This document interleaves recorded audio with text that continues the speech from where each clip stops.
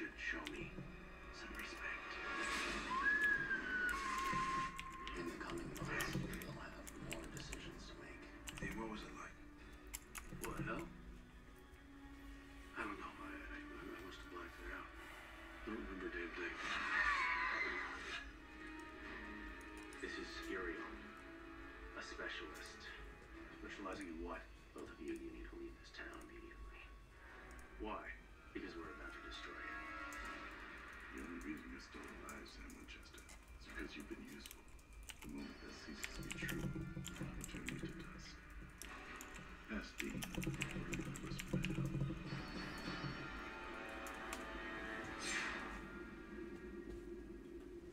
Do you need a fresh drink over there? No.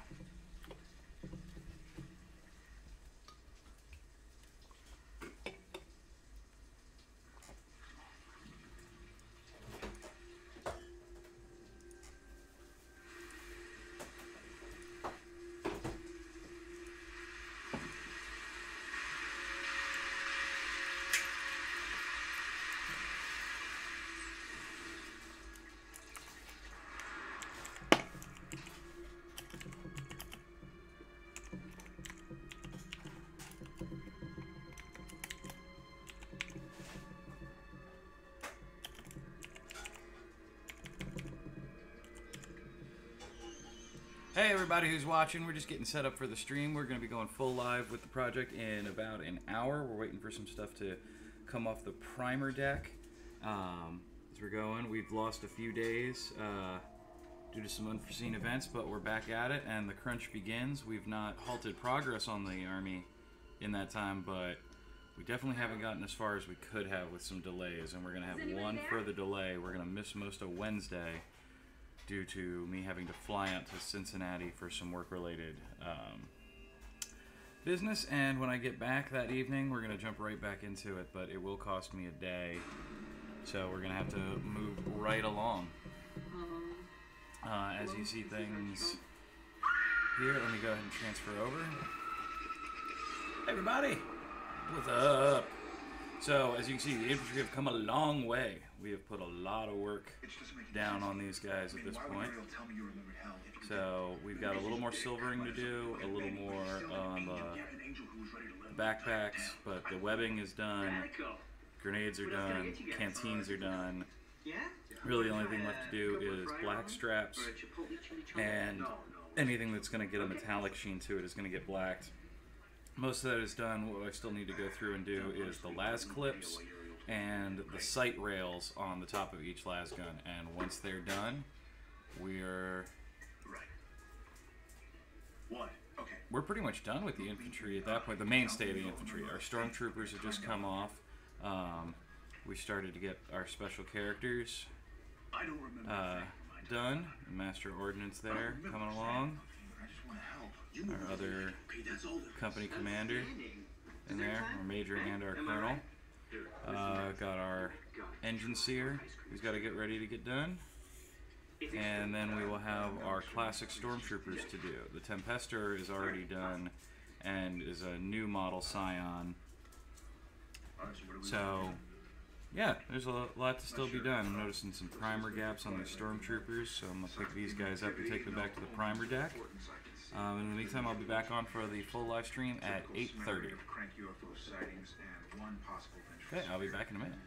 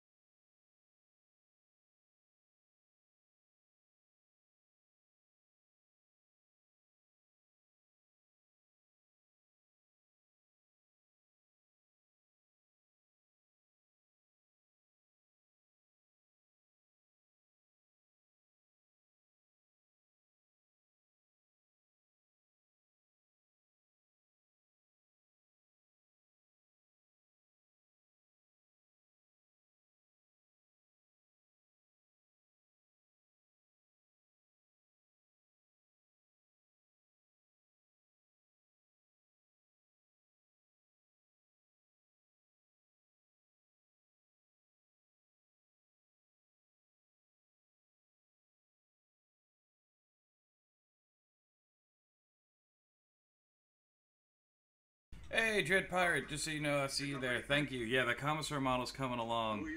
This is actually going to be our Major, our second company commander. He's going to get a chain sword, which is being painted quite separately. It's actually soaking in a treatment right now. I'll get to show everybody where that's going on. But just wanted to let you know, I see you there, Dan. We're going to be going full live in about 50 minutes. We're just finishing up some primer stuff here and taking care of a few other things, and then we'll be coming on. But thank you very much for supporting us, man. It means a lot to have people out there rooting for us to get this done in time. It helps keep the motivation going. So I'll be back in just a minute. But don't you think it...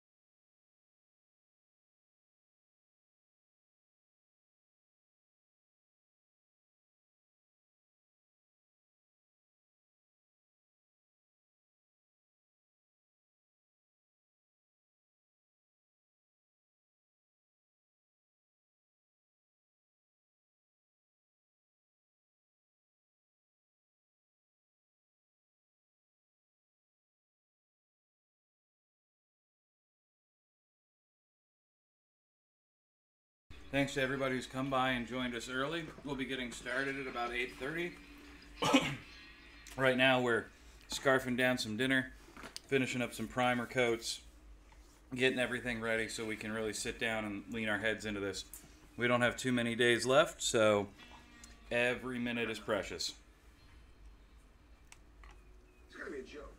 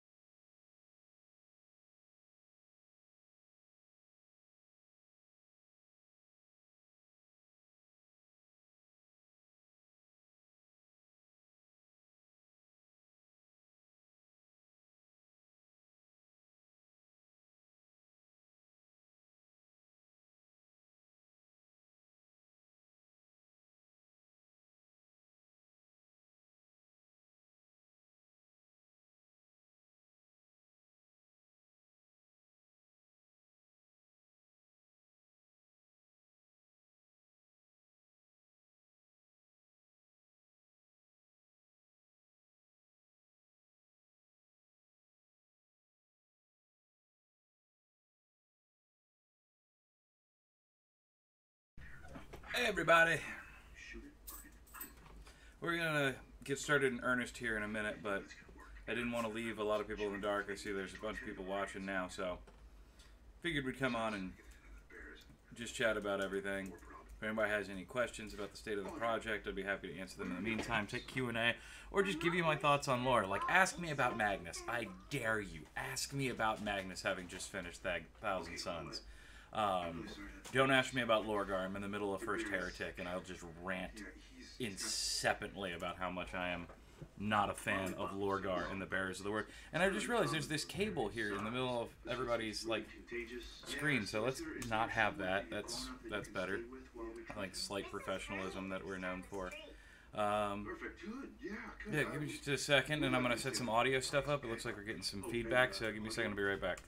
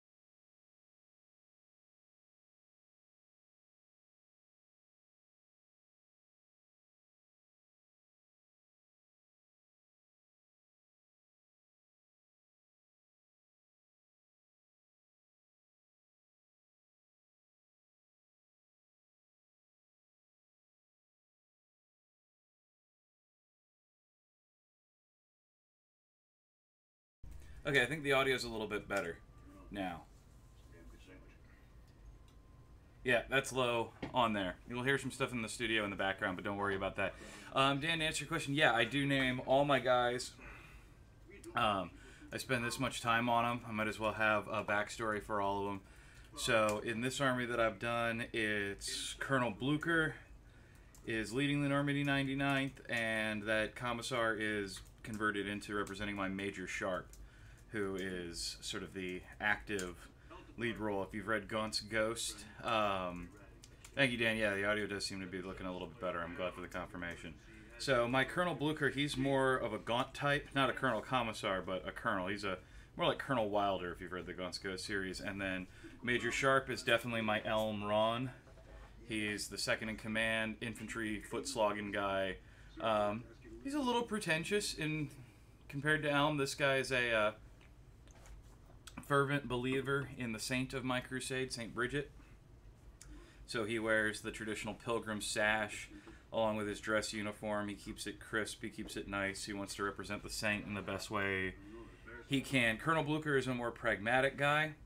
He's more interested in the logistics and deployment and attaining of specific field objectives. Sharp is definitely more the blunt instrument of the company. And then there's actually, it's hard to really picture from what we've done so far because we've just been working on the infantry of the Normandy 99th getting done, but there's two other regiments represented in this army. The first is obviously the Normandy 99th. Then we have the Stormtrooper elements, which are my Navy Special Operations Troopers. I'm not a big fan of the Scion lore where they've taken them. I liked the old Stormtroopers, but the Scions have gotten far more, I don't know, something about it just isn't my thing. So I use my Scions as just a better equipped regiment, and to me that would be the Naval Boarding Troopers, Naval Action Station Troopers, so we use them to represent those.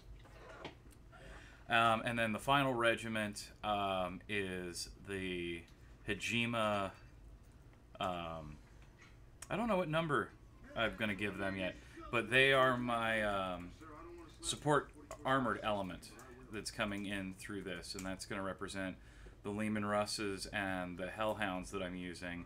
Oh, and I guess there's a fourth one, because my Hydra and Basilisks are coming from one of my other regiments. I don't have any name for them yet. I hadn't gotten around to plotting them, so as their paint scheme comes out, that'll influence the lore I put on them by quite a bit. But yeah, this is what we're working on. We're doing lots of primes tonight, getting everything caught up from where we were. We're going to be doing a lot of detailed touch-up black work as we run through. So tonight is not going to be the most visually appealing. So if anybody's got some lore stuff they want to talk about, I'm happy to jump in and go on and do that. I'm currently reading 2 series. I'm still plowing my way through the Horus Heresy series like everybody else. I've gone back to the beginning. I went back and started rereading Horus Rising in the beginning of the year to make sure I didn't miss anything, miss any quotes, because I'm doing a lot of lore videos coming up. And I want to make sure I get all my research and all my quotations and sources correct. And, you know, doing those things you do to make sure your lore video is accurate and not just some weird ranting personal opinion like some channels have.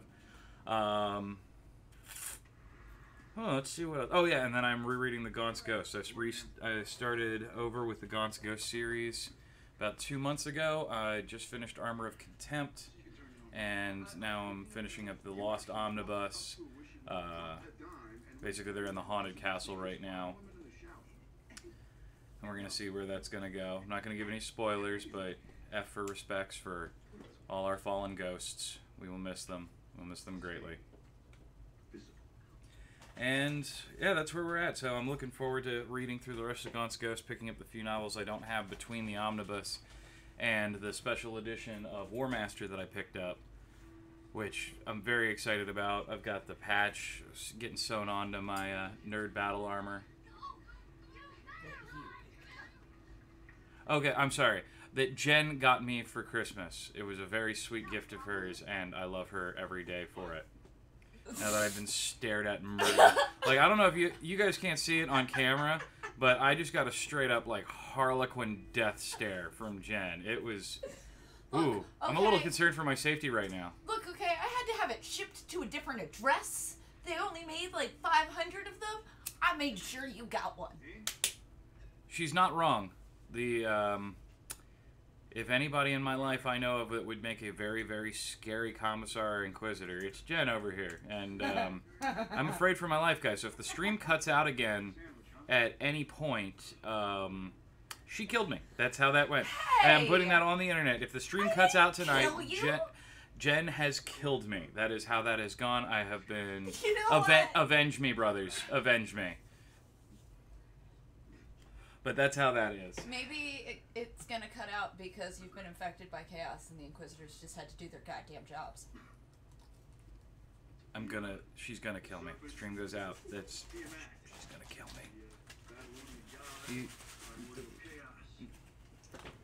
I'm off camera.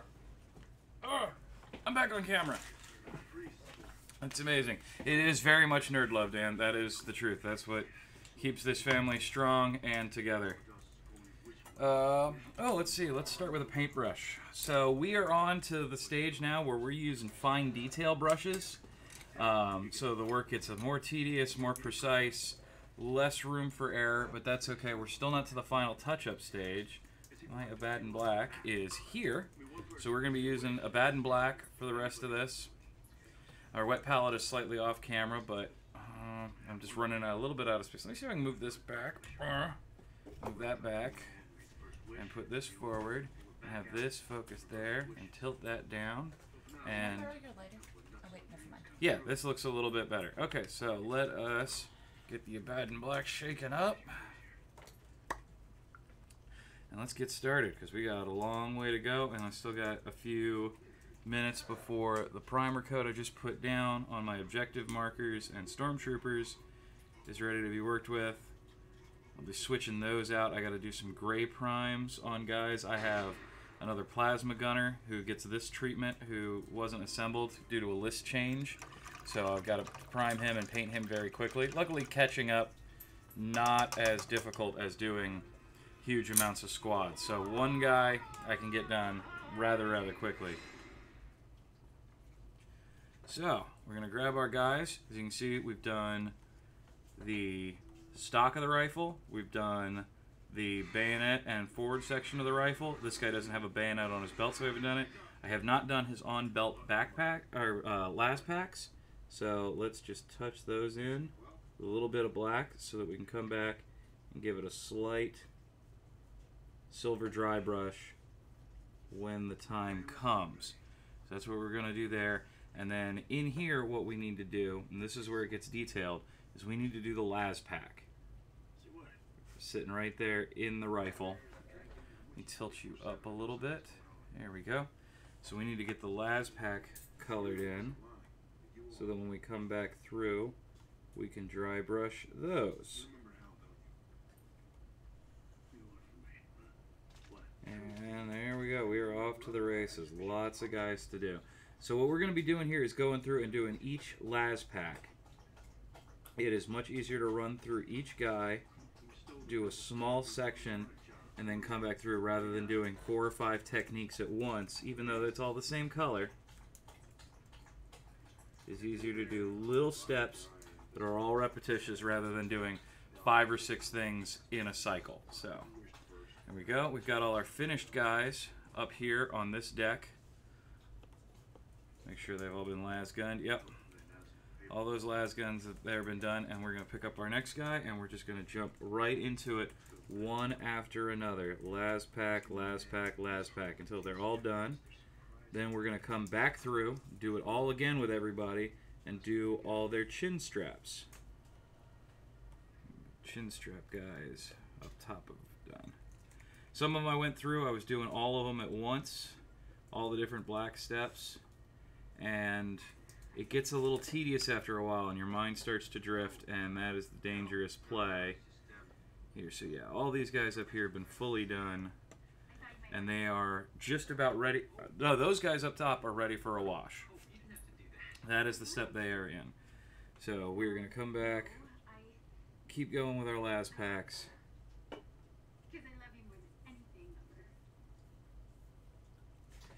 And it's just off to the races, and it's a crunch at this point, so crunch away we go. Let's tilt this down a little bit so when I duck down here like this, you can still see my face talking, if that's important. If anybody has any suggestions for the format of the screen, like it's not necessary to see my face or anything like that, let me know. Or is it reassuring to have a face there so you know who's talking and what's going on? I'm always looking for ways to improve this channel for the viewership. Want to make sure you guys have a good time, and then this is a good resource for you all. Yes, miss, I'll try to be happier. No, I'll start right away. No, that's not what I mean. Oh, please don't be angry with me. You know, I just died. I died. No, I'm not angry. I'm not angry. And then we make it up to you, but then we make it right. Oh, no, I'm not. I'll get it. Alright, so, last pack. Next, last pack. Wes, you didn't tell me that you called the florist for the wedding. Huh? You're the best. Oh, I'm gonna go get my folders. Okay. Leslie, how's it going? Alright, last pack of the Rama. That's just what everything is. My life is now last packs. Aren't you the guys from the health department? Yeah. And florists on the side. Plus FBI. And on Thursdays, we're teddy bear doctors. Huh? Doesn't matter who we are. What matters is what we know. So, coin collector, huh, Wes? Oh, yeah. My grandfather. Alright, let's see if we can... Let's see on this one we got a little area where the Immunitorium paint job of our Xandri dust didn't make it all the way through, so we're going to go through and tag that. It's just hard to see from some angles. I have a lot of ideas, but you know, we don't have all the money in the world. Wes is between jobs right now. Needs more time for me. You know, I'm thinking a Japanesey cabana kind of thing. Yes, I can see it. Yeah. So, Hope, tell us how you two lovebirds met. Oh, best day of my life. I bet. Yeah, the funniest thing. We both grew up here. I never really knew who he was. Alright, still going through. Last month. It is a tedious job, but this is how armies get made.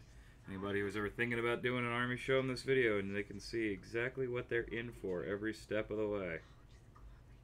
Babe, can you get us some coffee? What I'm most worried about is I'm losing nearly a whole day to flying out to Cincinnati on Wednesday for work. And what the real reason I'm missing out on that is it means I can't work late on this project. I'll need to be... So I'll lose a good bit of Tuesday night as well, since my flight is so early in the morning. And it's not like I'm flying out to Cincinnati for something I can just do quietly. I'm flying out to do a presentation. So I need to be well rested, have my wits about me. And yeah, that means lots of time on the project. Means we're going to have to make it up really severely when we get back. So Wednesday night will probably be a massive crunch night. If I haven't moved on to the vehicles by then we're in real trouble. Because I'll need time for primer coats to dry, since the vehicles are being painted mostly by multiple primer coats with masking. And then we'll be moving on and distressing and doing battlefield damage to them, grit, mud, all of that. And if that's going on all the way into Friday, then I'm not going to have the time truly to get the basing done to the level I want, which probably hurt my painting score a little bit at the tournament. Oh yeah, Armies on Parade. How'd that go for you? I have not done an Armies on Parade yet.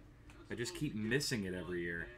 I need to set myself like a Google Calendar reminder that Armies on Parade is coming up so I can get something painted up and show off with.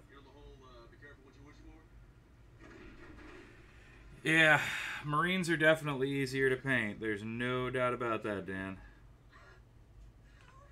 If this had been a Space Marine army that I wanted to get done, I'd have been done 3 days ago.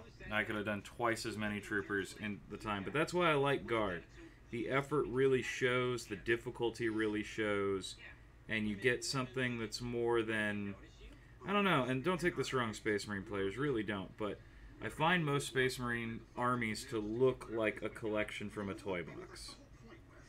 Guard armies, to me, because of just how much variance is in each kit, how much you can do with just a guy, and how easy it lends itself to the imagination for conversions. Guard armies look more like wargaming models. Oh, you got best paint in silver overall. Way to go, North. That kicks butt, man. Ooh, how am I getting in here? This is a tight little squeeze to paint.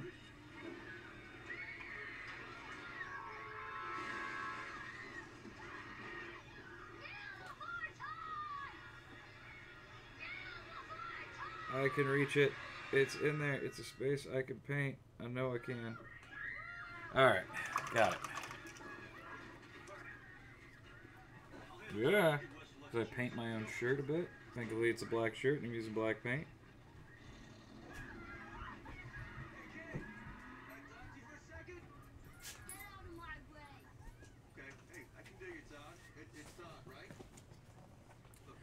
I'm going to just do his las gun handle while I have it here in my hand and can see it. No,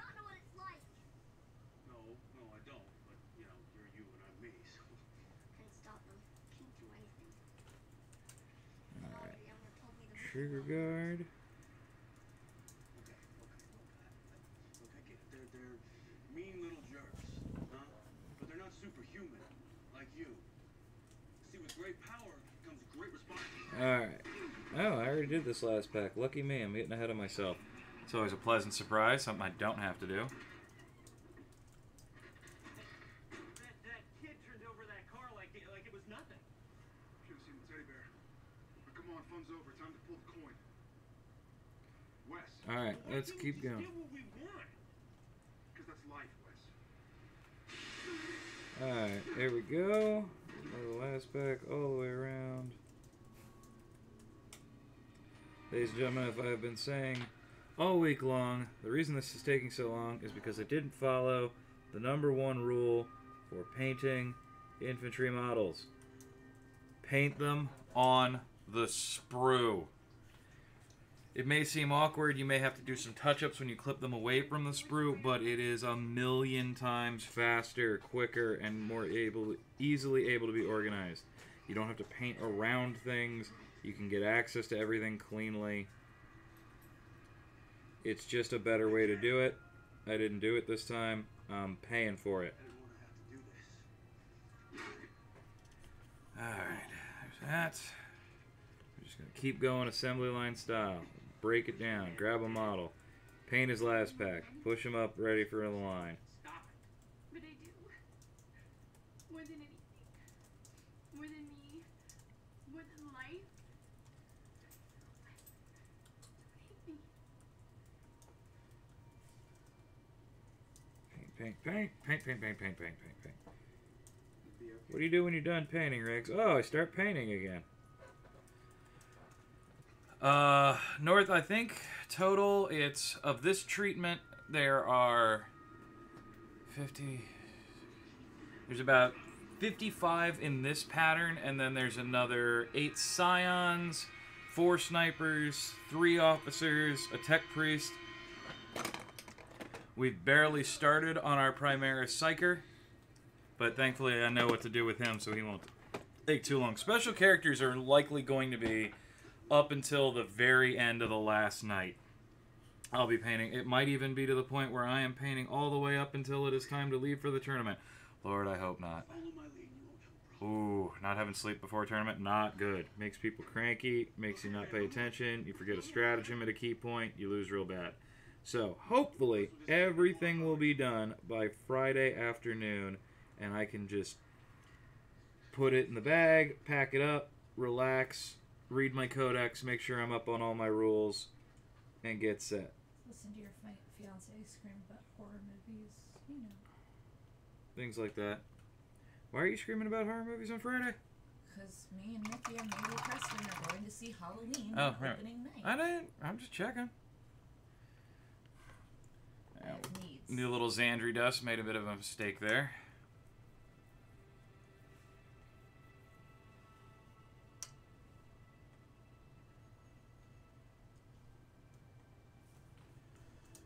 La da da da da da.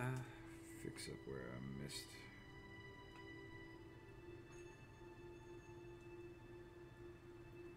Stick that paintbrush deep in between his body armor and his arm. Oh.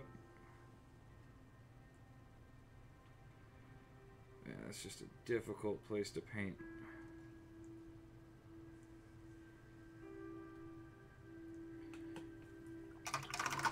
Alright, and he's gonna have to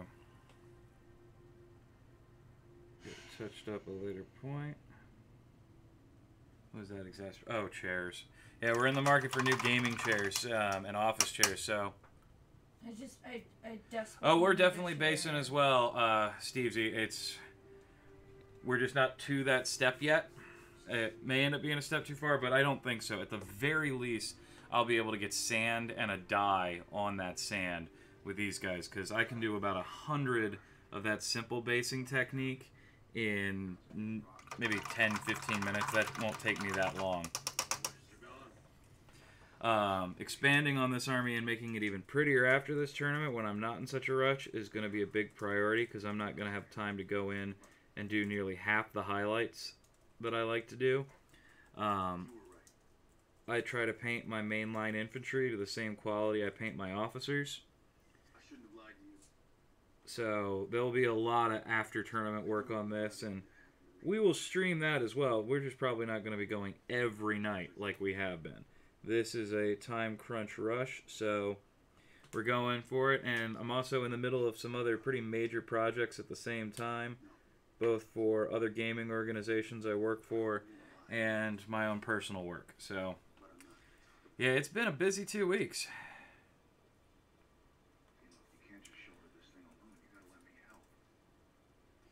Yeah, I mean, I'm a commission painter as well, so yeah, I understand that feeling. I got to get them done so we can keep our reps alive. And 80 infantry is not bad. I'm coming close to that. If I was in a 2,000 point army instead of a 1750, where I was also nervous about wanting to maintain at least enough heavy armor to take down a knight if I had to. If somebody fields a knight on me, I'm going to have to basically swing my whole army around and pummel it until it's gone, in which time any other units they've got are really going to give me hell. But that's my Titan plan. Swarm and destroy. I didn't bring any specific anti-Titan weapons, so it is what it is.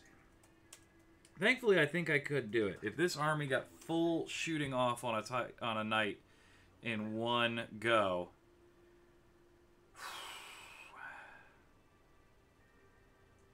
yeah, I could probably take down a knight in a turn. Mathematically, it would be tricky. More than likely, on average, it would take at least 2 dedicated turns of the whole army to take it down. But I think I could do it, and I certainly have enough in here to tie someone with a knight stomping towards me up enough that they just can't. Going, you're right, North. Enough las guns, and we will conquer the galaxy. Shine the Emperor's light via our overpowered flashlights everywhere.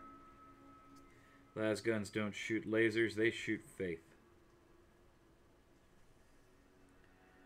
Alright, let's keep going here. More las packs. All the las packs in the world. All I'm reminded of is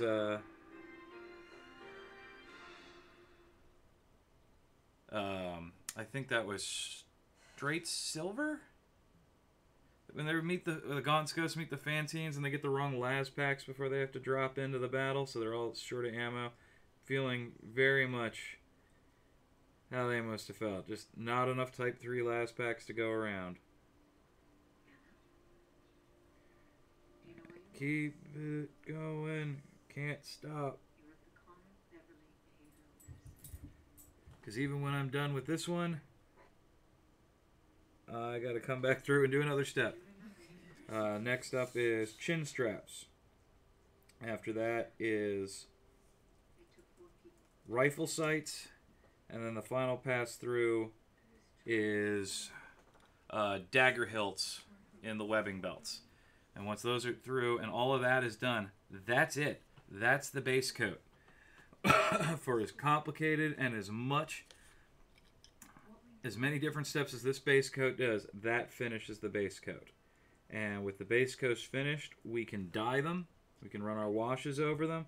That should give them their dirty, lived-in, more realistic-looking appeal.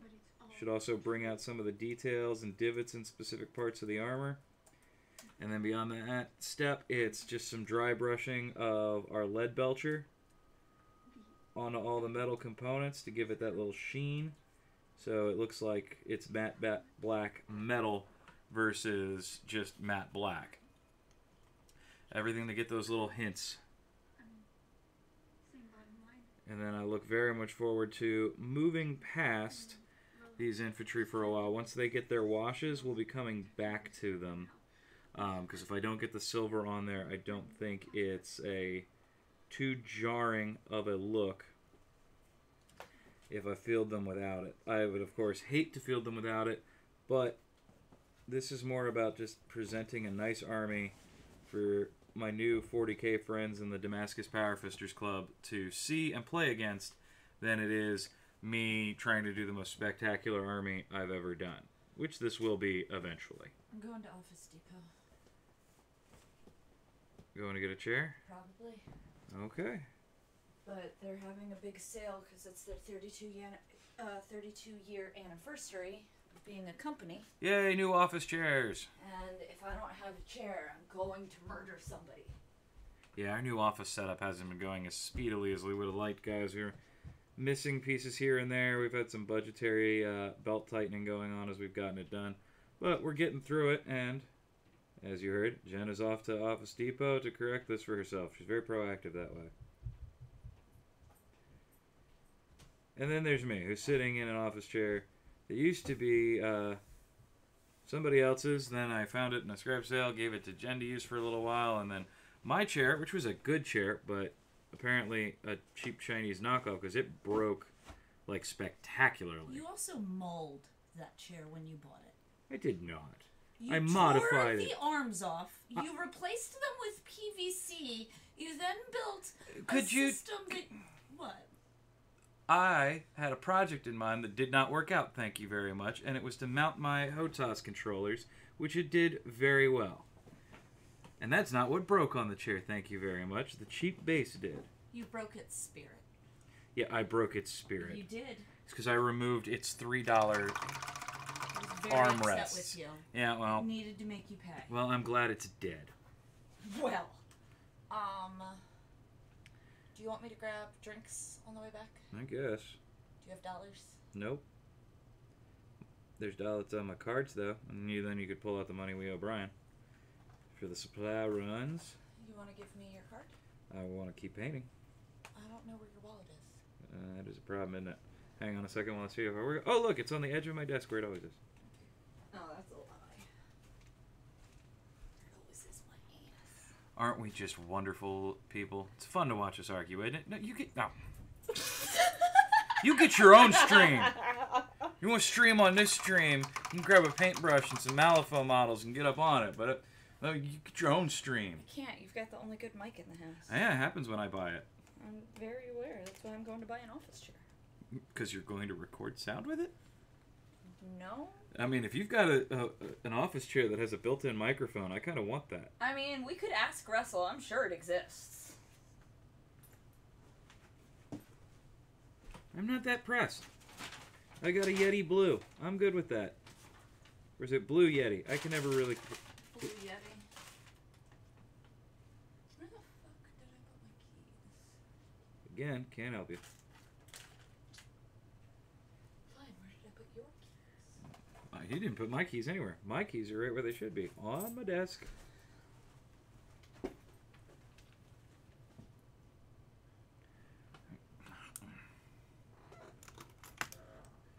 Thank you, my darling. You're welcome. To the moon, Jen. To the moon. I mean, you can try, but I'm dodgy. Yeah, but you're also light enough to escape the atmosphere. Yeah, but you gotta hit me first. That's where the dodgy part comes in. I do not condone domestic violence. I am not for domestic violence. No matter how much Jen taunts me into domestic violence, I'm not performing domestic violence. That is my official statement here on this YouTube. It's not domestic violence if we both agree to punch each other first. I really think it still is. I don't know. I feel like if we signed a contract that said we have decided we both consent to this, then it can't count. You're sounding distinctly Proud Boy, and it disturbs me. No, because those... yeah, go get an office chair. Go get an office chair. Huh. Love, guys. Love. That's what that is. Believe I'm marrying that woman? Believe that woman's marrying me? Whew. Commissariat is watching. Always over my shoulder. Oh, but bless her, though. She met a guy like me with the weirdest geeky hobbies in the world, and she went, yep, I want a piece of that. Really can't argue with that kind of. And also, the truth is, we were best friends for over a decade before we ever even considered dating. Just good friends. Hence the vicious mockery. Alright, come on, finish up. We got another one to do. Alright, boom! And another one. In the words of DJ Khaled. And another one. Another one. Another one. I wish I could paint them as fast as he says that. That would be amazing. As I'm going through, you guys may have noticed there's different las guns. Ah! No desertion. It's RIP duty for you, dude. Okay. Do. There.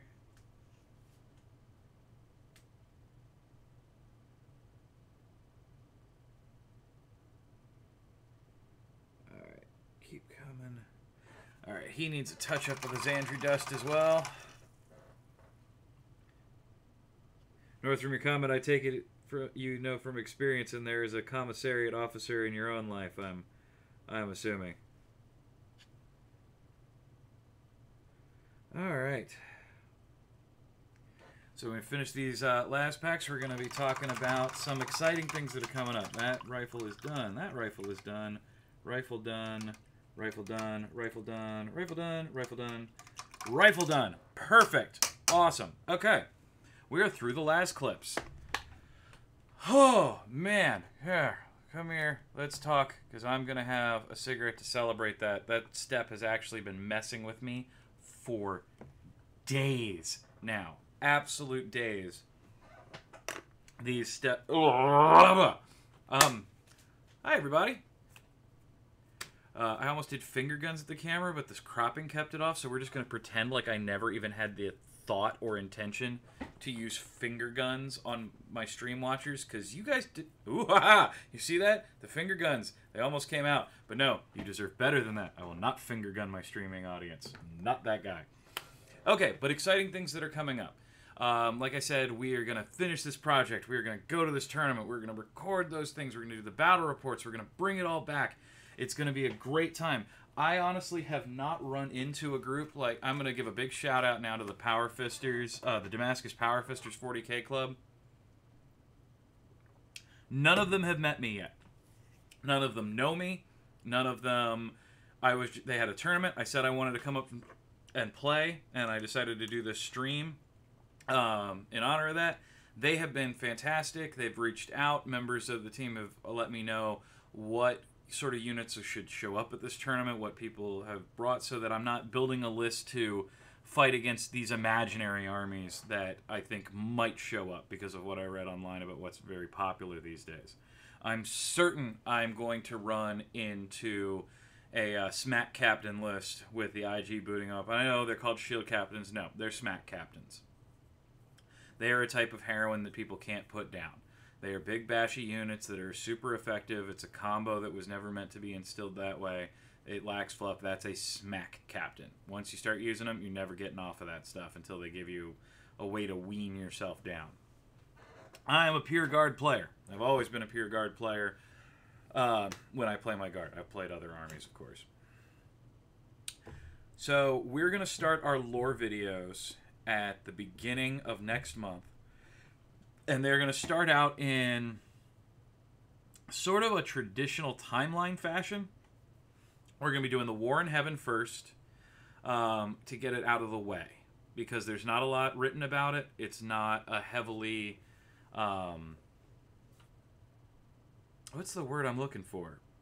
It's researched, sure, but in the way that we research it as observers of the lore, but it's that's it. It's not a fleshed out section of the war. We don't have any specific details. We just sort of know what's going on. So we're going to cover the old ones, the Necrontyr, the creation, the War in Heaven, the creation of the Quark, the creation of the Eldar, what little bit of the Satan lore still exists in this iteration, and if it's just... And the Satan are very strange. They were an interesting concept that was just never developed as far as it could have gone, and they sort of ended up falling a little bit flat. So in the parts where the Satan lore is just superfluous and doesn't matter at all, we're just going to leave it behind. We're just not even going to mention it. We will mention their relationship to the Necrontyr and how they got there, and then when we get further into the modern Necrontyr with why they have Shards of Catan, we'll cover a little bit of that. But I'm not going to get into the big motives of it. I'm not going to get into Void Dragon and the Adeptus Mechanicus and the Omniscience because, and I don't mean to offend Games Workshop lore writers in here, but Void Dragon is dumb. It is just outright dumb.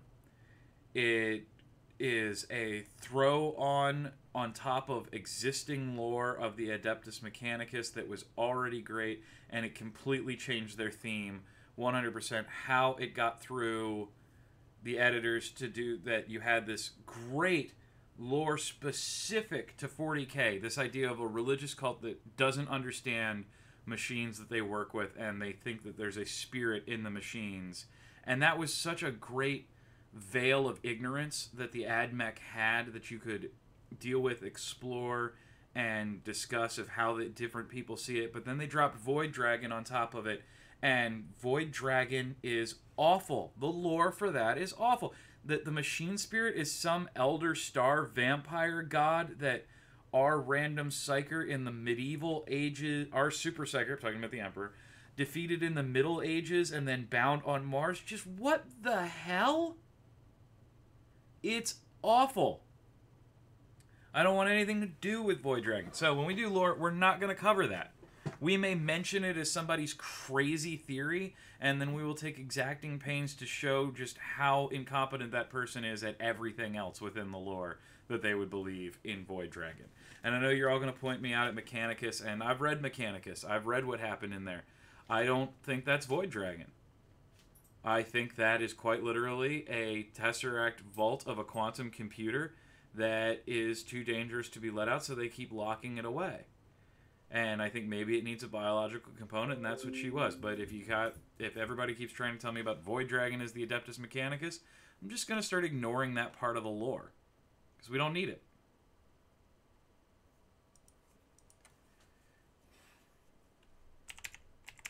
And I'm just responding to a comment there.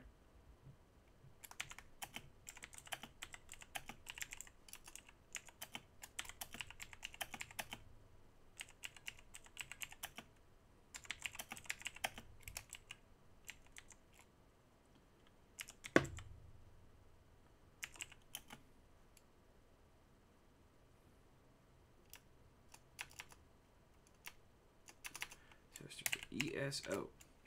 Somebody was commenting in another one of my threads about being here for my Elder Scrolls shirt, and it's true. I'm wearing my Elder Scrolls Online shirt. I got this when I was a tester for ZeniMax. One of the funnest jobs I ever had in my life. It was a short-term contract, but I absolutely loved it, and I miss everybody up there. Shout out to everybody up in Hunt Valley at ZeniMax Online.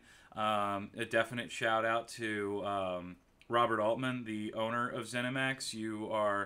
You run one of the greatest companies I've ever worked for. I've admired you since the days of Friendster, and I hope you keep doing what you're doing. And your wife, Linda Carter, gives the most inspirational speeches to corporate groups I've ever seen. Bless ZeniMax. I think you guys are fantastic, and I'm proud to have called myself a ZeniMax employee at one time in my life. So cheers for that. So let's get back to it. So yeah, we're doing the War in Heaven. We're leaving the Catan out. We're definitely leaving Void Dragon out. And good old Todd Howard. Todd's a nice guy, though. People need to leave Todd alone. Todd's the man. You'll never meet a nicer guy. If anybody's wondering why I'm not painting at the moment, I'm letting all of that dry. I did a lot of touch-ups underneath of there. And also, I just need a cigarette because I haven't been able to quit these yet. And I'm hoping to, but it's certainly not going to happen in the middle of a speed painting week. That's not. So, lore videos are going to start at the beginning of next month. We're going to do Lore of Heaven, skipping the Catan, moving through it. We're going to end up doing the Dark Age of technology as best we can, and we're going to cover a lot of the properties that may have existed in the 40K universe beforehand. Like, we're going to talk about Dune, we're going to talk about Event Horizon, we're going to talk about Babylon 5, we're going to talk about... Who are some of the other ones? If you think of any other sci-fi properties that occurred prior to the year 40,000 in the Warhammer 40K universe, let me know. The big ones that I know about are Dune fits in, Event Horizon fits in, Johnny Mnemonic fits in. There's a couple. So if you can think of any, throw them in there. I'll make sure they get covered as well. So that's how we're going to do the Dark Age of Technologies, covering different intellectual properties that could fit into that universe and can establish a rough timeline for ourselves going forward. And then we are going to come to the Unification Wars. The Unification Wars. They are my favorite. They are what I wish Games Workshop would expand more on. I would love a Unification Wars board game.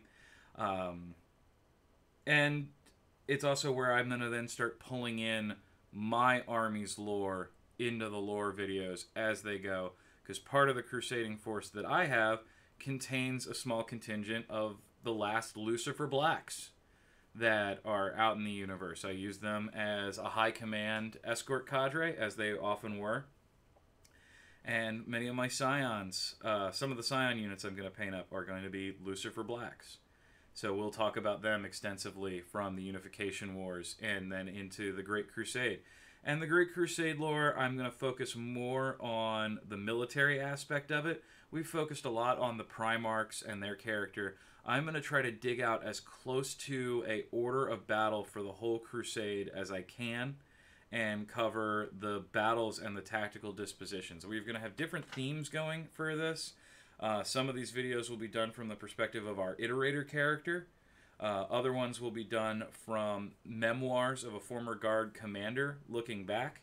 And then we will also have an Adeptus Mechanicus character discussing, well, really things that I think are better discussed from their perspective than anybody else's. And we will have an Eldar character recounting in his journals as he watches the Crusade expand. Excuse me. So we'll be going through those lore videos, and I think they'll be exciting and a lot of fun. We'll also be doing our fan review videos, because what I really want is this channel to show collaboration and inspiration. So people with great armies, we're going to ask them to send in videos of how they did their paint jobs, what their techniques were, or just still shots of great models, and we're going to discuss them in a pleasant way, give critique to it, but mostly just try to get inspired by other people out there working as hard as they possibly can. It's how all this community comes together. My army being painted well makes your army being painted well on the battlefield look better. We all bring the hobby up together, and that is what is important. And then lore I want to do because it's fun, and I love the lore. I'm a huge fan of it. I'm also very critical of it. Not in a sense of I don't like this. I'm critical in the way where I see they have made a decision in lore simply not to do better than something they had previously done, or they're trying to stick within older genres or older decisions. I think that's one of the biggest things that holds Chaos back, is this insistence on relying on the 80s heavy metal imagery of some of this stuff, which I get some people like, but I think as the new iterations go further and further forward, it works less and less. Now they're starting to come out of it. This new Death Guard looks a lot less 80s heavy metal and looks a lot more Spawn. Todd Howard, or I'm sorry, not Todd Howard. I can't remember the author of Spawn. All of a sudden, somebody wants to help me out there. McFarlane. It has a more McFarlane look to it, which I think is good. But I think that we need to see that take hold throughout a lot of the different factions, because their aesthetics are held back to genres that just don't exist anymore, and I think it hurts them trying to explain it. Back in 2nd edition and Rogue Trader, and even somewhat in the 3rd edition, the lore came after the model kit, and a lot of times, and those model kits were designed based on pulling marketing together. And it has created some interesting lore loops and hangouts within the game, and some things we're just going to be stuck with forever, and we're going to have to deal with them, and other things will change over time, and new things come along. Like right now we've got the Primaris, and I don't know where it's going with Primaris. I wish it would go there faster. I think there needed to be a lot more novels, codex support, lore, just so much more needed to come through with the Primaris Space Marines. I know what I would have personally done if I had been in charge of the Primaris rollout is I would have simply stated, these are true scale Marines. This is the new Marines kit. Feel free to get your Marines. Yes, they're bigger than they previously were. Yeah, you can put your Marines on bigger bases and still use them and all that, but now this is what new Marines are. And I would have taken the hate for a couple of months about old Marine players not being able to use their stuff anymore. And I would have moved through, because they look better, they make more sense as that, and we don't have this lore hook that people are either loving or upset about. But instead of having a temporary complaint from an overall minority of players to this overwide divisional split of what's going on, and then people like me in the middle who are just sort of confused and waiting. If 8th edition had come out without Primaris Space Marines, I would have done 2 new Space Marine armies in a heartbeat. Wouldn't have hesitated. I would have picked up the whole thing, put them together, painted them, and I would have been out there playing right away, and my guard would have stayed on the Shuffles project. So in that way, I have to thank Primaris. But the Primaris is giving me indecision. I don't want to invest in any Space Marines or Primaris models until I know where this range is going to go. And no good indications have come out in fact, we've had a lot of contradictions. Some people say that all Marines are going to eventually become Primaris. They can have the process turned on them. So the lore, or others say that the other Space Marines just won't be made anymore and eventually be Primaris. So I don't know. And I'm not a fan of that indecision and indecisiveness on GW's part to lay out a game plan for where there's going, so I'm waiting. I may never play Space Marines again. Not that I don't want to, but that I'm just not willing to invest in a model line which is in such flux. I'll play Guard, and then my Orcs are going to come along shortly after that, and probably Sisters when they come out. Maybe I'll use Sisters models to do a Space Marine army finally with more intricate and ornate armor and give them the credit that's due, that they should be Marines, not some weird... Sisters have all kinds of problematic failings to them because of what they are. They were a response to a complaint before, and that's why they exist, but it was such a poor response, and now the Sisters are there, but you couldn't hurt the Sisters because you'd get an equally damning response for having done it. So Sisters sit in a weird place. We'll be covering Sisters quite a lot through the lore to give them some actual lore rather than being a lore hook for the Grey Knights or a lore hook for Space Marines or Imperial Guard or somebody. I want to give the Sisters their own spot to shine more than just a blurb here and there, or oh yeah, and there were also Sisters there. I don't know, I think Sisters are really disrespected lore-wise. And in the community, too, they don't get a lot of respect. But I think that's more because they just haven't had the models to engender the fans they need to get that kind of respect. That's just where they're at. Hang on a second. Gotta send a text real quick. It's important.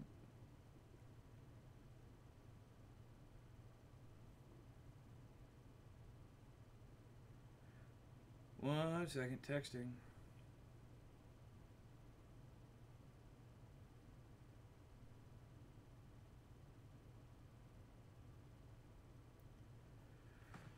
Ah, all right, set. Yeah, Brett, I agree. The Sisters are a great faction to play as. I'm not downing them for what they are, who they are, or their rules qualities, or even the look of the miniatures, though I do take exception with some of the design choices. I hate battle high heels. I think they're dumb. I think boobs sculpted into breastplates is probably the silliest thing I've ever heard of. It's just a bullet catch. It's like, yes, we're women, and therefore we will wear less. It's the chainmail bikini, but given full body. It's the same kind of trope, and I wish they would do better. Yeah, it's really the models and the stories. I think they need a new model range. Everybody agrees with that, and who would not like more models? But the stories specifically is where I think the Sisters get the most disrespect. They are almost always a secondary character or a martyr, or they're just abandoned. And it's, I think, because there's been no incentive to do it before. So the best I can do for Sisters is to put them into play in my lore channel heavily and see if I can generate some excitement for them. So that's what's going on there. Okay, so those last packs are dry. Let's get our paint. Now we're doing sights. Sights, if you can see, are right along the top of the las gun. They're a pain in the butt because they don't have a good defining edge in the kit away from the rest of the las gun. So when I paint them, there's a high chance for paint spillage onto an area that I've already done and don't want to be black.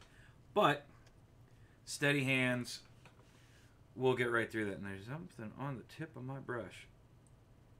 I think I got it. Alright. So yeah, on this one I even already can see I got a little bit of black seepage off the side, which I'll come back and touch up after the wash. And then there's that little nubbin right on the front there. that you always want to just touch up carefully. And then there's also one right here on the back.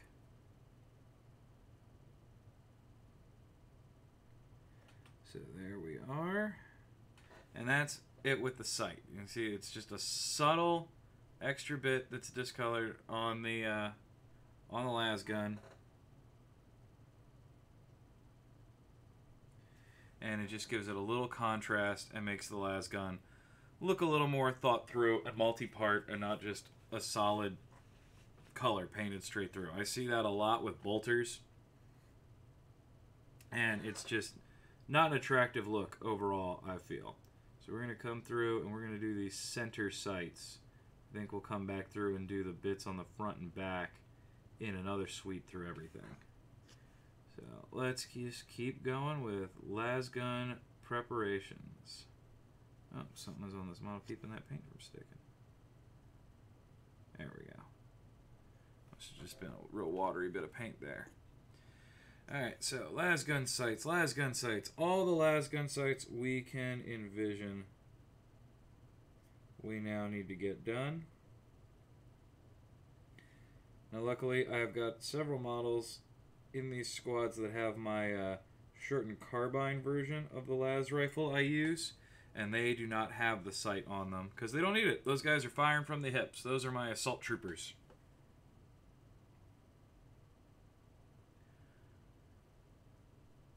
Okie dokie. Keep going here. We started a little bit early, but we're also going to run along. And we're just going to keep painting these guys up as best we can and as fast as we can, racing towards this tournament.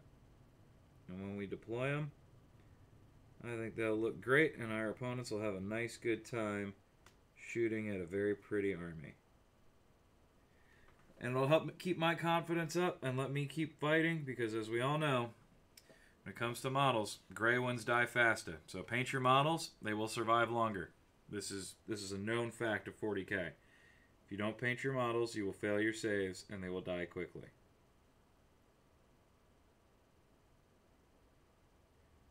I'm also a big fan of that in community leagues and tournaments. Sometimes there's the unpainted penalty, where unpainted models take a -1 to their armor save.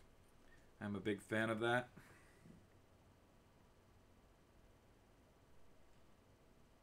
But not every tournament needs it. Some tournaments are to get new players involved. I think that's what this tournament's really about. So I'll be happy to play some unpainted models if I have to, but I will be overjoyed to play against some beautiful armies. Yeah. That's pretty much my philosophy on Games Workshop. It is an engrossing hobby with lots of aspects, and I feel like you really got to tackle them all to get the most out of it. Painting, lore, hobby. By hobby there, I'm just meaning the collecting and modeling of everything. But conversion, design, fan fiction. I always like when people in 40K refer to it as, yeah, well, this is my personal lore. And I'm like, you mean it's your fan fiction? And they get really upset as if fan fiction is beneath the 40K hobby. And I'm like, the whole thing here is fan fiction. Every battle we play is technically fan fiction to one degree or the other. It's just how well it's written. But just like Star Wars, just like Lord of the Rings, well, less Lord of the Rings. I don't know how many people write Lord of the Rings fan fiction, although Tumblr exists, so somebody obviously does. Because they can find fan fiction for everything in there. But yeah, 40K is model-based fan fiction, and I'm good with that. I don't know why other people resist that term so much. I honestly feel most people who play 40K feel self-conscious about playing 40K, which I don't understand, and that leads them to deny terms otherwise associated with in-depth or obsessive hobbying. It's like, we're not better than anybody, guys. We're just like the rest of the nerds. It's not a bad thing. It's just a thing.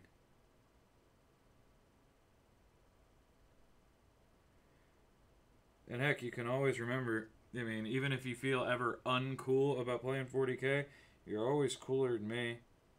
I play 40K, I LARP, I'm a 3D printing nerd, and repair shop guy, and yeah, I mean, it's pretty hard to, like, be more of a nerd than I am. There's not much I'm not into that is just otherwise just not the dorkiest stuff in the world. So if you're ever self-conscious about it, just always remember, I'm worse than you. I would get laughed at by those rednecks, you know, and yokel people that just don't understand anything. And when I say redneck and that, I don't mean all rednecks. I mean quite literally the specific term I'm looking for there might not be redneck. As I do have lots of redneck friends from my youth living down south that are good folks, and many of them play 40K. So I guess the term I'm looking for is, let's just go literal. So maybe some ignorant jocks are laughing at you. Those ignorant jocks would laugh at me so much harder. They'd probably invite you to join in and laughing at me. So you're doing fine out there, people. Don't you even worry about it. If those guys can't tear me down and take away my love of the hobby, they certainly can't do it to you. Stay strong. Tell them to kiss your ass, and that the Emperor protects. Besides, half those jocks that you think are laughing at you for playing this game or would laugh at you, I guarantee you they play Tau. It's just how that is. Nobody makes fun of a Warhammer player more than somebody who secretly plays Tau and they don't want their friends to notice. And heck, as a community, we're pretty good at making fun of each other. But just based on what faction you play, you make new friends or lose old ones. I saw a lot of that go down back in 3rd edition when Tau first came out. Woo-wee! Man, people were mad. You talking about Havoc, Brett? Yeah, I know he plays Tau. His Breacher teams have given me a hell of a time on more than one occasion. But he's not, I mean, he is certainly not keeping it a secret. He actually is one of the admins on the largest Tau Facebook groups there is in the world. So he pretty openly plays Tau. How often he plays anymore, I'm not sure. Haven't been able to get him over for a game. We've both been super busy. But he is one of my favorite people to play. When John and I get together to do some 40K, it's always a good time. A lot of laughs. Good number of drinks get drank. Lots of little plastic men die. Good conversation, good friend, good times. Even if he does play Dirty Space Commies. Actually, there was one point in time where I really wanted to start getting John to go to like doubles matches. Just couldn't find any that were scheduled because I really wanted to take his Tau. Him to take his Tau. And I was going to convert up swappable turrets for this army so I could play as the Guivesa that are helping out his Tau. I thought that'd be kind of a cool look. Since playing in match doubles, you don't have to worry about Blood Brothers rules. I could just be Imperial Guard over in my force next to his Tau force. We'd get all the style points in the world, but it wouldn't be a detraction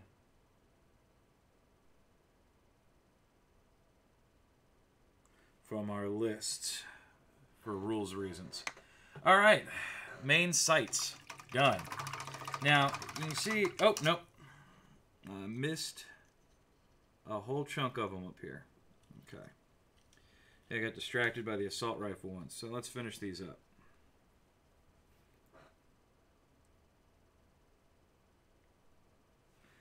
More laser rifle sights. All the laser rifle sights. ironic that I'm painting up scopes on las rifles because I'm certain none of these guys actually use them in a game. That's not true. With stratagems and everything, you can actually make guard hit really accurately and really hard. I mean, it may seem like a las gun does next to nothing, but when you shoot 50 of them at somebody and you're re-rolling to hit and re-rolling to wound, or you're doubling up that number of shots thanks to first rank, second rank, they really do put damage. The Emperor conquered the galaxy with millions of men carrying high-powered flashlights. There's a reason why it worked. Oh, and I dropped the guy I was going to reach for. Model dropper. No good. I'll have to do my penance later.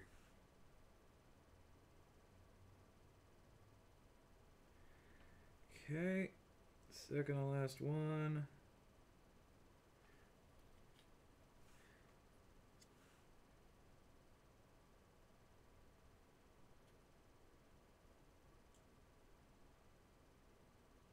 Fine and careful, straight, little easy to apply lines.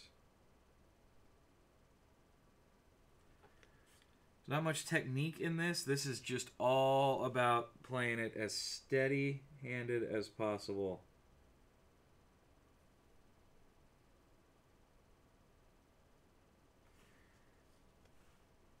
And it isn't hard, it just takes time. So once again, like all things with painting, patience is your virtue. Channel your Bob Ross. Put it into what you're doing. Put it down on the plate. Okay, so that's las rifle scopes. Tomorrow I'll do those little nubbin bits front and back. Wash them before I head out to Cincinnati on Wednesday. Wednesday night when I get back, we're going to base everybody after they've been washed, and then we'll be going through applying highlights. And, man, we really are running low on time, so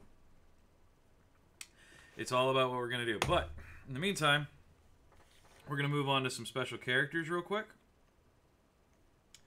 We are going to do the epaulets on our two officers here. So I need my Averland Sunset. That's what we're going to start as the base here, because those are going to be not gold, but they will be yellowed braids. So let me shake up my Averland here. Alright, looking good. Some Averland out here on our palette. Water that down a bit. Let me shift back here, because I think we got shifted forward. Yeah, so we're watering down our Averland. That's too much water, so let's get a spot over here. A little more Averland, a little less water.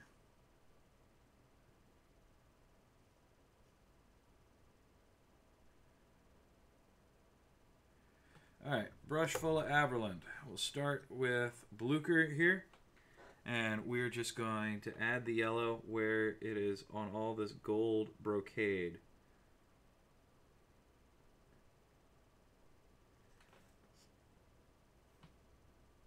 On his epaulets here. Let everybody know that he is in charge and fancy.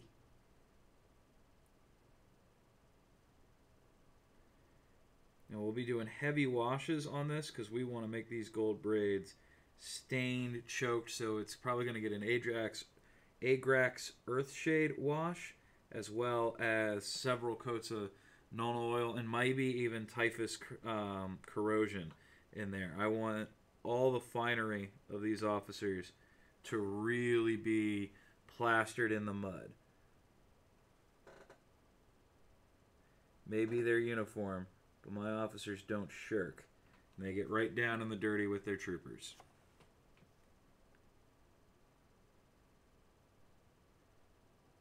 All right, keep that going around.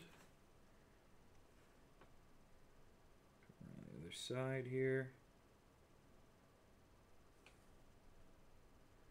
and then run that epaulet back along his shoulder all the way up to the button that pins it onto his coat.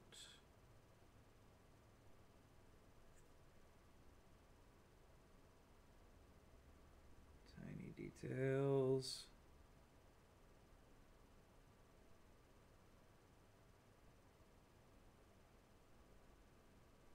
Alright, there it goes. And if anybody's wondering where this model came from, this is actually an old Mortian tank commander mounted on some Cadian legs.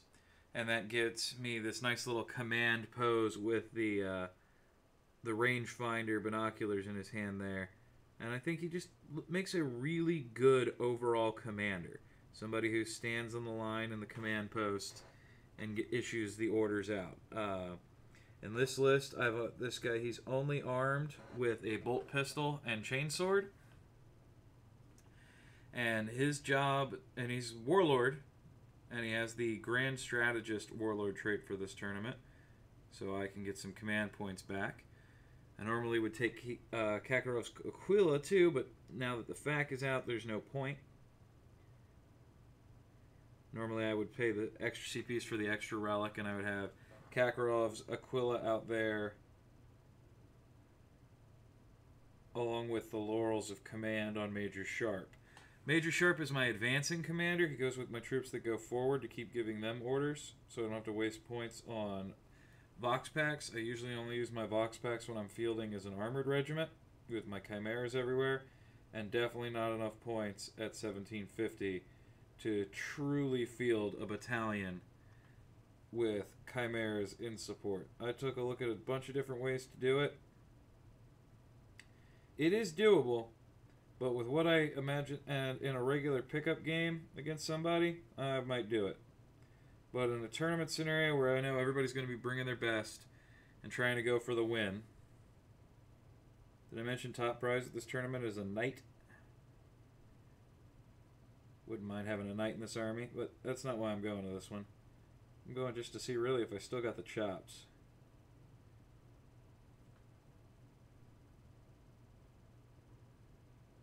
And I really wanted to finish an army at speed, and having tournament goals to get it done, that's really the best way I know how to motivate myself going forward. So, there's Blucher with the base coat of his yellow shoulder pads.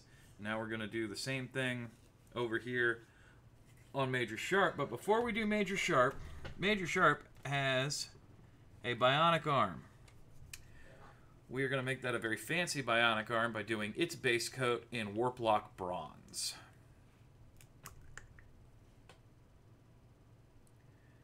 We'll then highlight that with additional metal colors down the line. But the Warplock Bronze, I think, is a good undercoat to show aged and well-oiled metal. So we're going to apply that all over his arm here, so we don't have to try to paint through his gold brocade when we do his shoulder pads here in a second. So let's just keep applying that nicely, neatly into all those spaces. Get a little water in that, thin it out. Spread that through. Yeah, that's very nice looking. A big fan of Warplock Bronze. Not all metal that is steel needs to be shining silver. Oiled metal certainly does not look silver when it is done. Neither does cast iron or pig iron or any other number of ways that metal is shown in operation. So I like to use Warplock Bronze for almost everything I'm eventually going to do metal with, unless I'm looking for some specific straight metallic look. Warplock Bronze is also great for, with heavy washes on top of it, doing lead, doing worked steel. It's very easy to do Warplock Bronze and then do a flame effect at a tip of something, and that is my preferred way to make something look like it has just come out of a forge or been superheated. I'm also not above using some purple washes along with some heavy blues to really bring that fired metal home, but we won't really need to do that on this arm here. Maybe if he was armed with a plasma pistol, I might have done so, but that'll have to wait for another version of this model I do. When it comes to commanders, I do tend to either magnetize their weapon options or just build every weapon option version of that specific character. Or I'll build multiple characters for a specific role, all with their own lore and war gear layouts, and then just, depending on what army list I build, that's which officer gets selected to go.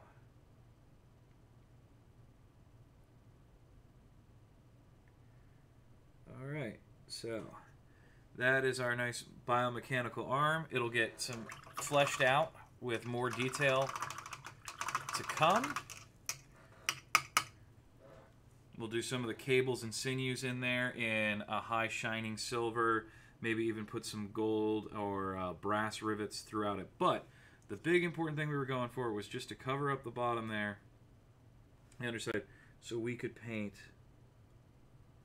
the gold brocade officer lines without having to come back later and fill that metal arm in the gaps.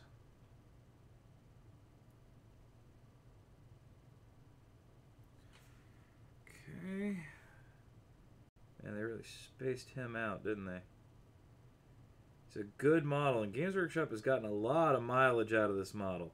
He's in the Start Collecting box for Military Tempestus. He's in the Start Collecting box for Imperial Guard.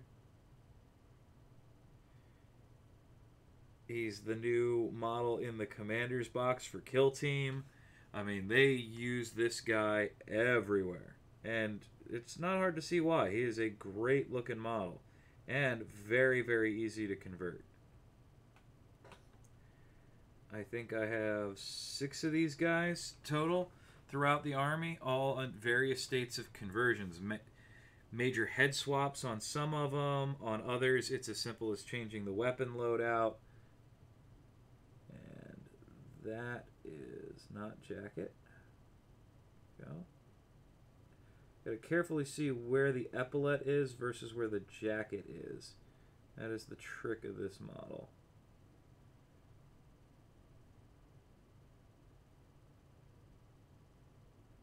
So we only want the epaulette yellow. We want the rest of this big storm coat to remain the OD green we're using, which is Deathworld Forest for anybody who is wondering. Okay, get a little more paint going onto this brush and we'll finish up the other side. And that will be the epaulettes on our officers. Well, at least the 2 that have epaulettes. We still have a tank commander to work out.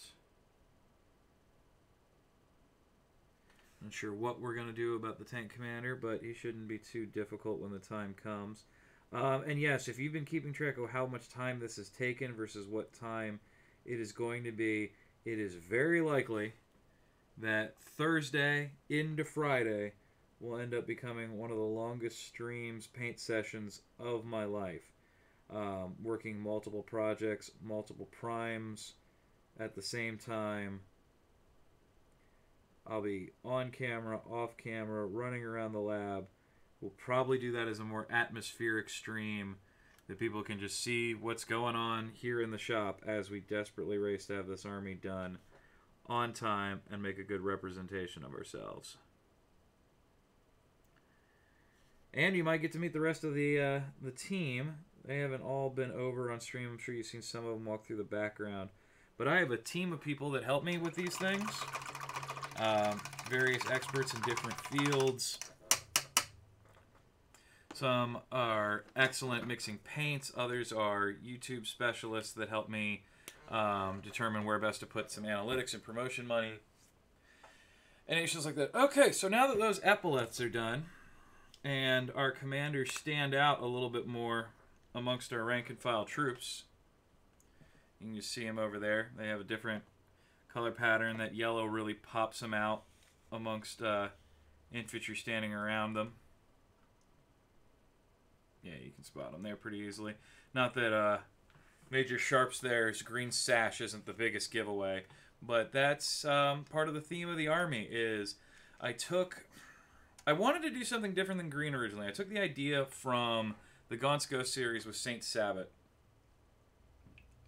Her pilgrims wear green, like swaddle themselves in green silk and go traveling around. And a similar thing has happened on the crusade that I am doing, where Lord Commander Tiburon, my overall force,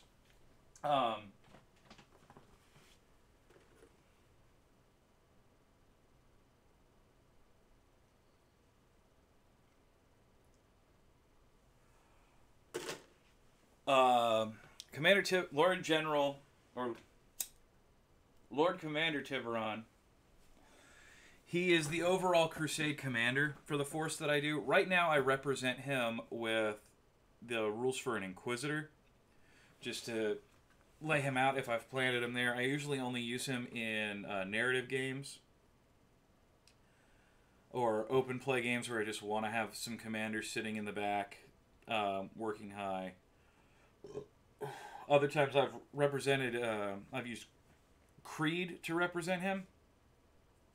But now with the Euclidean Star Striders being out, I think it is perfect to represent him as a rogue trader, and I use Alicia Vane's rules for him, and I keep an entourage of troops around him. And then I also have Alicia Vane. I have the Star Striders. I can't wait to have them painted up and put into an army. And don't worry, I will definitely be streaming my painting of the Star Striders, because I really want to do some absolutely crazy things I've never done before with them. Different techniques. I think it's going to be a lot of fun to do those. But that's where we are for tonight. We've been on for an hour and a half.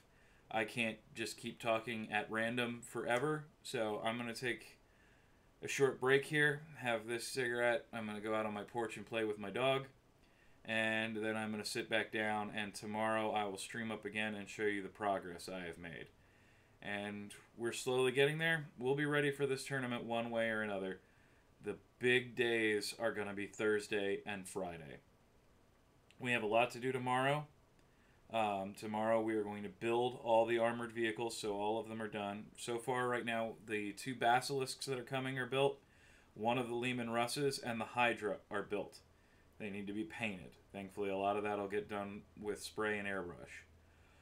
We still have 2 Hellhounds, we have 3 Hellhounds to build, 2 Lehman Russ. No, that's it. We have 3 Hellhounds and 2 Lehman Russ left to build. And tomorrow we are going to build those. The Hellhounds won't be too difficult, although they will require some 3D printing to finish up, so that'll be exciting to show everybody. Tomorrow morning early I'm running out to grab a new set of calipers because mine broke, because I need to make the design file a few minor adjustments to it so it fits where I want. And the Lehman Russes are all getting magnetized, because I don't believe in not magnetizing my Russes. So that's going to get done too tomorrow. And if we get through all of that, we have a good push to finishing up all the minor details on Friday and finishing the tanks Wednesday night into Thursday. So, everybody, I wish you guys luck in any of your projects. Wish me luck in mine, and I will see you guys tomorrow. But for tonight, I'm going to put my head down and just focus fully on getting this done. So, thanks again for joining me, and I will see you all again soon. All right, have a good night. Bye, y'all.